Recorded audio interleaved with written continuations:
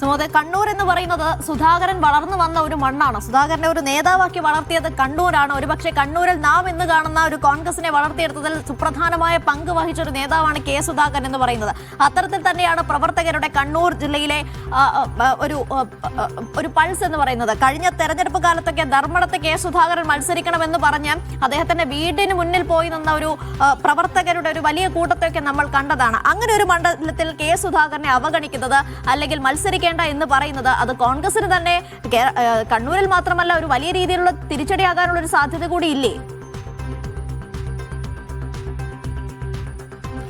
അങ്ങനെയല്ല നിഷ ഇതിനെ വായിക്കേണ്ടത്. കാര്യം കണ്ണൂരിൽ കെ സുധാകരൻ മത്സരിച്ചാൽ അദ്ദേഹം കണ്ണൂരിൽ വിജയിക്കും എന്നുള്ള കാര്യത്തിൽ ഉറപ്പ് തന്നെയാണ് ഇവർക്കുള്ളത്.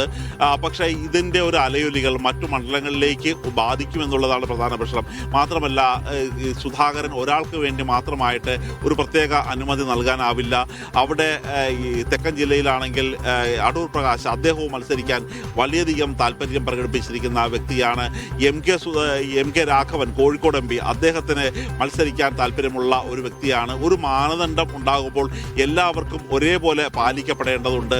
പക്ഷേ സുധാകരന് മാത്രമായി ഒരു ഇളവ് നൽകുകയാണെങ്കിൽ മറ്റ് MP മാരും ഇതേ പാത പിന്തുടരുമോ എന്നുള്ള ഒരു ആശങ്കയും ഹൈക്കമാൻഡിനുണ്ട്. അതുകൊണ്ട് തന്നെയാണ് സുധാകരൻ മത്സരിക്കേണ്ട എന്നുള്ള ഒരു തീരുമാനത്തിലേക്ക് മല്ലികാർജ്ജുന ഖാർഗെ എത്തിയിരിക്കുന്നത്.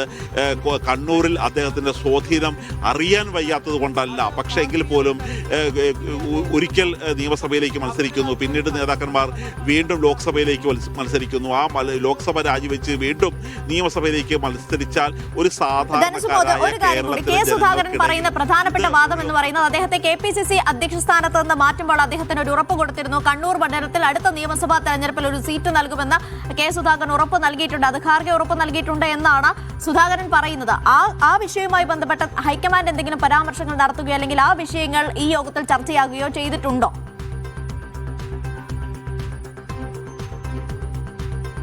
ഈ തരത്തിലുള്ളൊരു സംശയം നേരത്തെ തന്നെ പ്രതിപക്ഷ നേതാവ് VD സതീശനോട് ചോദിച്ചിരുന്നു. കാര്യം VD സതീശൻ പ്രതിപക്ഷ നേതാവും കെ സുധാകരൻ KPCC പ്രസിഡന്റുമായിട്ടാണ് വർക്ക് ചെയ്തിരുന്നത്. പക്ഷേ ആ തരത്തിൽ ഹൈക്കമാൻഡ് ഏതെങ്കിലും തരത്തിലുള്ള ഉറപ്പുകൾ കെ സുധാകരന് നൽകിയിട്ടുണ്ടോ എന്നുള്ളൊരു കാര്യം തനിക്കറിയില്ല എന്ന് തന്നെയാണ് VD സതീശൻ പറഞ്ഞിരിക്കുന്നത്.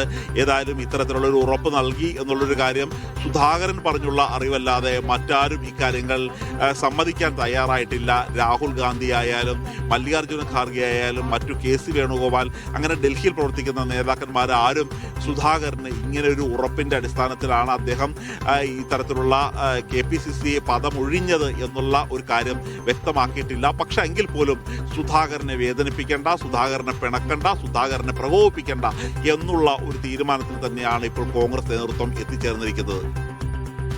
സുധാകരനെ പിടക്കേണ്ടതില്ല, അത് കോൺഗ്രസിന് തന്നെ തിരിച്ചടിയാകുമെന്നൊരു വിലയിരുത്തൽ അവർക്കുണ്ട് എന്ന് മനസ്സിലാക്കുന്നു. അങ്ങനെയെങ്കിൽ കണ്ണൂരിൽ ആരെ എന്ന ചോദ്യമാണ് വരുന്നത്. സുധാകരന്റെ നോമിനി എന്നാണ് ഈ പട്ടികയിൽ രേഖപ്പെടുത്തിയിരിക്കുന്നത്. സുധാകരൻ ഒരു നോമിനിയെ നൽകില്ല എന്ന ആദ്യഘട്ടത്തിൽ തന്നെ പറഞ്ഞിട്ടുണ്ട്.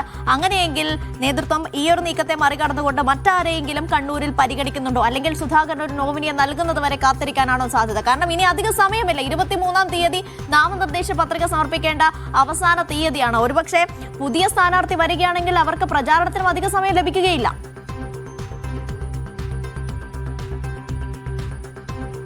ഇവിടെ സുധാകരൻ നേരിടുന്ന പ്രധാനപ്പെട്ട വെല്ലുവിളി അദ്ദേഹത്തിന് കൃത്യമായ തീരുമാനമില്ലാതെ കേരളത്തിലേക്ക് പോകാൻ കഴിയില്ല എന്ന് തന്നെയാണ്. സുധാകരൻ നാളെ കേരളത്തിലെത്തും എന്ന് തന്നെയാണ് അറിയിച്ചിരിക്കുന്നത്. പക്ഷേ സുധാകരൻ സ്ഥാനാർത്ഥിയായിട്ടാണോ എത്തുന്നത്, അതൊരു വഴങ്ങിയ സുധാകരനായിട്ടാണോ എന്നുള്ളൊരു കാര്യം ഇതുവരെ വ്യക്തമാക്കിയിട്ടില്ല. മാത്രമല്ല, മറ്റു നേതാക്കന്മാർക്ക് ഇവിടെ തങ്ങാൻ അധികം കഴിയില്ല.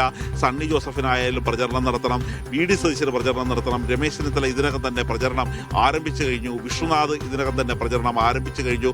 ഇവിടെ കുറച്ചുകൂടി കാര്യങ്ങൾ ഏകോപിച്ച് നിൽക്കാൻ കഴിയുന്നത് ഷാഫി പറമ്പിലിന് തന്നെയാണ്. പക്ഷേ ഷാഫി പറമ്പിലും ഇന്ന് കേരളത്തിലെത്തി അദ്ദേഹവും പ്രചരണം നടത്തിക്കൊണ്ടിരിക്കുകയാണ്.